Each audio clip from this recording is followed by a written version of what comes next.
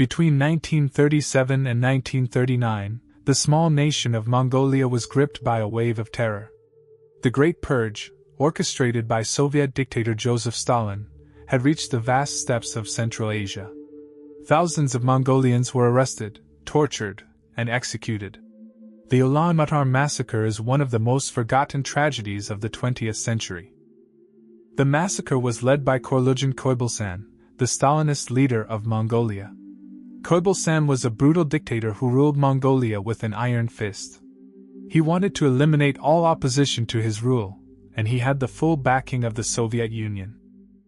The purge was aimed at the traditional elite of Mongolia, the Buddhist monks, the nobles, and the intellectuals. Thousands of monks were executed or sent to labor camps. Hundreds of monasteries were destroyed. The traditional culture of Mongolia was systematically eradicated. The executions were carried out in secret. The victims were taken to the steppe, shot, and buried in mass graves. The families of the victims were forced to pretend that nothing had happened. The silence was a form of terror.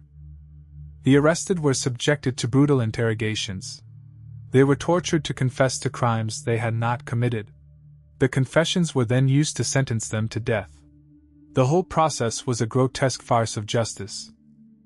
The purges decimated the Mongolian population. An estimated 30,000 to 40,000 people were executed. Thousands more died in labor camps. The traditional elite of Mongolia was wiped out. After the fall of the Soviet Union, Mongolia began to uncover the truth about the purges. Mass graves were found, and the victims were finally given a proper burial. The purges are now recognized as a genocide. But here is the question that remains: how could such a tragedy be forgotten?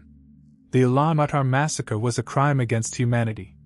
It was a tragedy of unimaginable proportions. And it has been largely forgotten. The massacre is a reminder of the cost of totalitarianism and the importance of remembering.